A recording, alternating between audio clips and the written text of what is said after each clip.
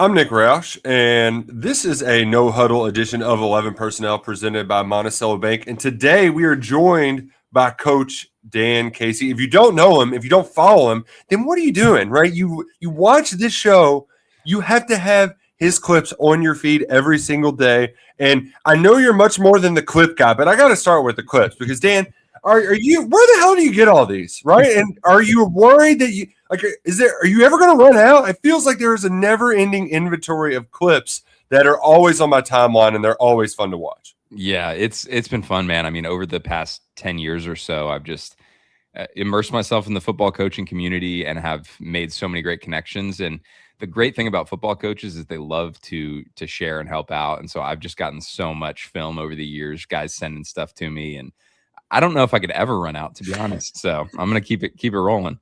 Well, and that's what I appreciate is that the diversity. Like it's not just we are going to watch. I know John Mateer, his throwing motion is a big talking point this week. We're not just going to watch John Mateer throw a pass. It is we're pulling old John Connor Terminator clips from Hard Knocks. Without a doubt.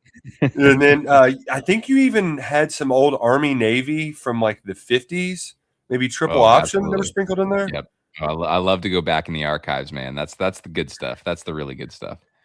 You also have a newsletter, which I would assume when I say 890,000 people are on, like that's probably not hyperbole. One play a day where you send one play a day to subscribers. How do people get that? And also, will you ever run out of plays, or is there an infinite number of plays that you can send a day to coaches and football junkies alike? Yeah, I mean, I for me personally, at least, I feel like the more I learn about football, the less I know, and so I think that's part of what's addictive about this game is because, like, you can be world class and still only scratch the surface of what you actually know, and so it's so much fun for me, and I would love for anybody to join. I actually don't know the link off the top of my head, but I'll send it over to you. We'll get people. CoachDanKC.com. There you go. Just go there, sign up for his newsletter. You can get your one play a day. You can become a smarter football mind, which we've got a pretty smart football mind in Lexington now, leading the Kentucky Wildcats football program. It's Will Stein, and you all go back kind of far. Am I correct about that? You all known each other for quite a while. Yeah, so I think we first got connected when he was at Lake Travis high school coaching. This was right after his time as like a GA QC at Texas. Talked a little bit, but then really connected at UTSA when he was calling plays there. And then, I basically made a yearly pilgrimage out to Oregon to go see him and spend a little bit of time with them, and have learned so much by spending time with Will and just connecting with him in every offseason. And when he got the Kentucky job, I was like, man, that has to be one of my first stops for sure. So we see the highlight tapes, right? Like there's the infamous, I don't want to say infamous, but Brad Nessler talking about gas, right? As Oregon starts going fast. And then there's also the stats, the numbers, what we can see on paper. What is maybe something about the Will Stein offensive experience that we can't glean from just short snippets or the stats that you see on the paper? Yeah, I mean, I think what stands out to me is really been the evolution of his run game. I think, initially everybody would talk about Bo Nix and Frank Harris at UTSA and the completion percentage. I mean, Will Stein almost always has somebody in the 70s completion percentage for quarterbacks. Mm-hmm. So, I think some people are like, well, you're throwing a lot of screens, but the reality is it's more a lot of quick game, and they'll take shots, and the quarterbacks are really good about getting to checkdowns. But I think what's maybe underrated about what he did at Oregon was the run game component. Just the diversity of it. I think some guys will say I'm more on the zone scheme side of things, or I'm more on the gap scheme, and he really blends everything together pretty well. And last year at Oregon, they had a lot of injuries, mm-hmm. and I thought they adapted the offense really well to absorb some of those injuries and continue playing really high-level offensive football. And that's sort of been what I've taken from just trying to learn more about Stein, is that none of his offenses, going back to that Frank Harris one, kind of look identical to the next or the other, which, if you're going to say you want to feed the studs and make it player-led or player-general, then you kind of have to be adaptable to what talent you're given.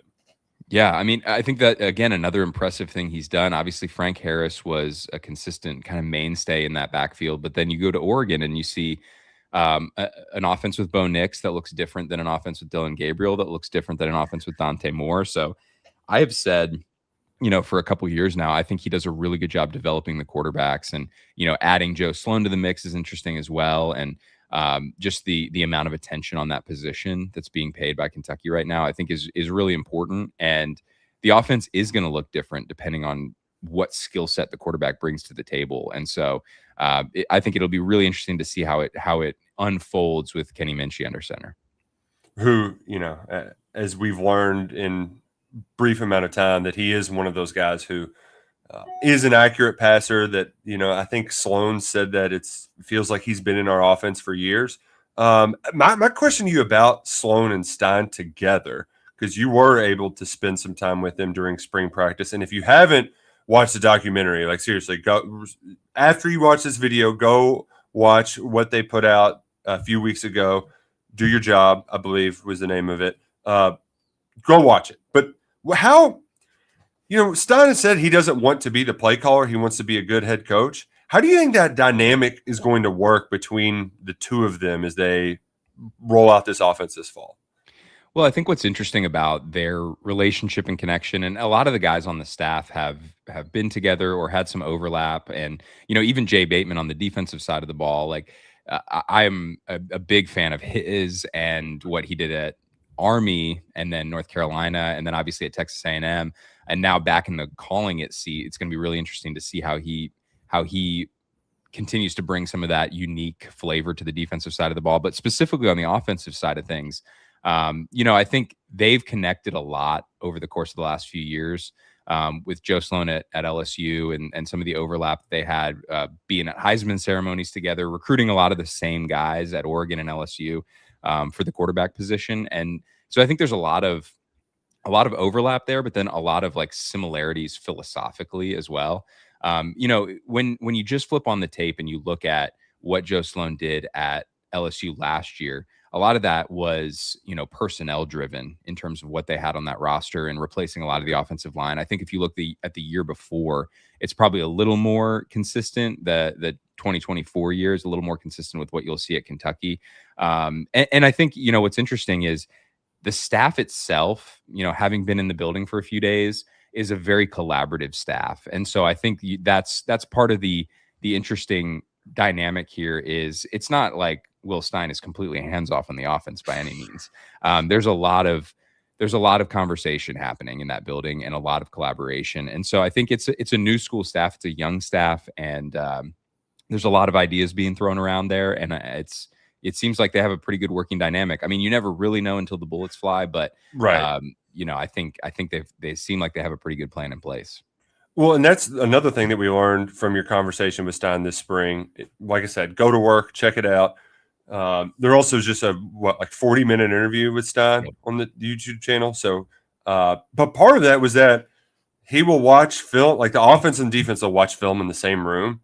That doesn't feel like a very normal thing, but he thinks it works. Is this something that, like Kentucky might have something where nobody's doing it, but 5 years from now, everybody's doing it?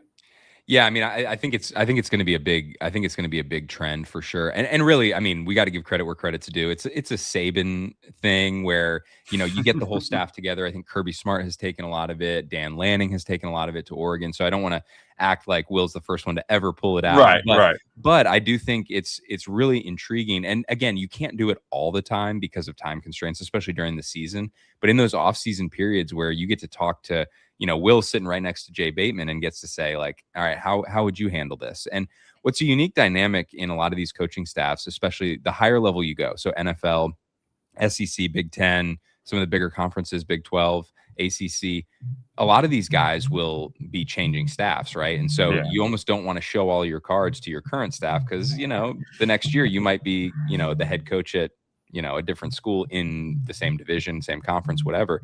And so I think trying to establish a collaborative environment can be a little tricky at times because, there's a lot of state secrets out there in football. And so I think what he's trying to do is really just get everybody on the same page and create a football learning machine where everybody's, contributing to it. And, I think Dan Lanning's a great person to look to for who will models his style after a lot, where they're going to have a shared vocabulary of how they do things at Kentucky. And I thought Dan did such a good job at Oregon of like, this is how we do things and establishing that. So you're not having to rebuild everything every season. Yeah. And, for Kentucky fans who have seen some offensive ineptitude over the years, there is some just like, give us the points. But, Will was with Dan Lanning, who is a bit of a psycho, a defensive physical nut job like that. Like, I don't think Kentucky is throwing out the baby with the bathwater when it comes to physicality, but there are uncertainties about just what this defense will look like.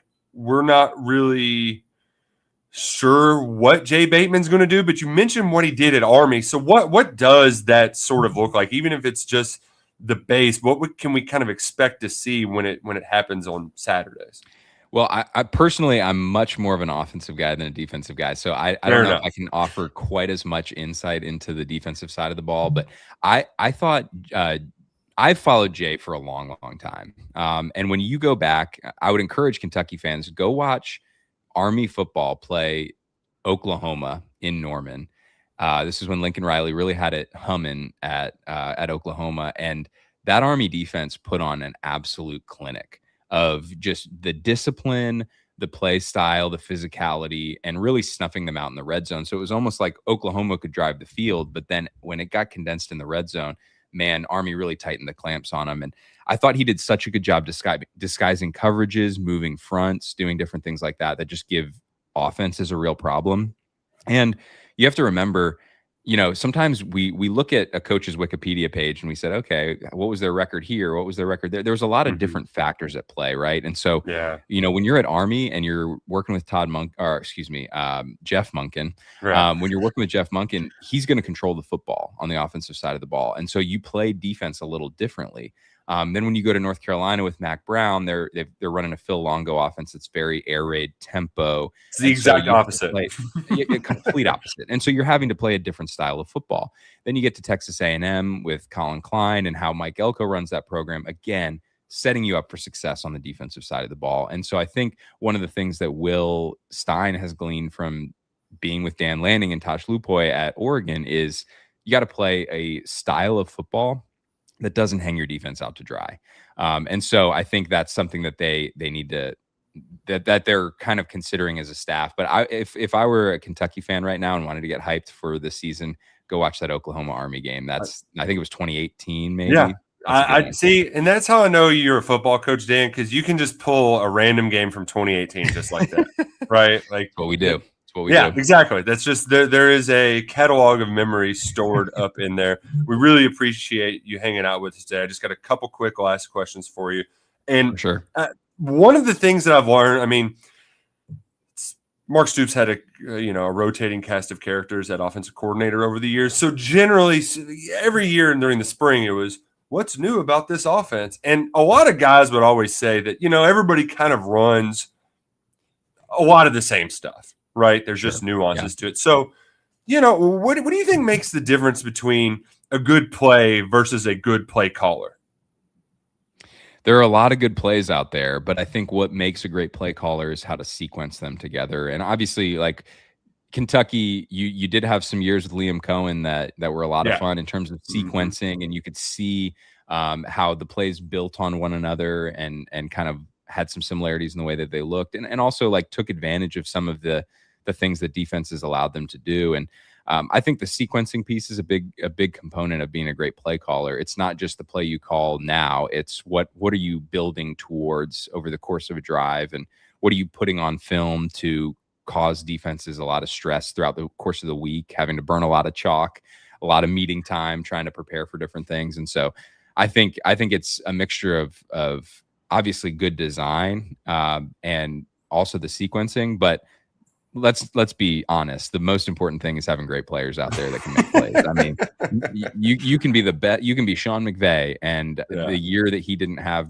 Matthew Stafford or Jared Goff, didn't look as good. So, you need players, and then you need to call plays that fit with their level of comfort and their skill set. And I think that's one thing Will has done a really good job of over the years is like Dylan Gabriel's a different player than Dante Moore, but you're able to create plays that work for Dylan Gabriel, and then you're able to create plays that work for Dante Moore. And being able to do both of those is I think an important aspect of being a good play caller over the course of many years, not just one good season.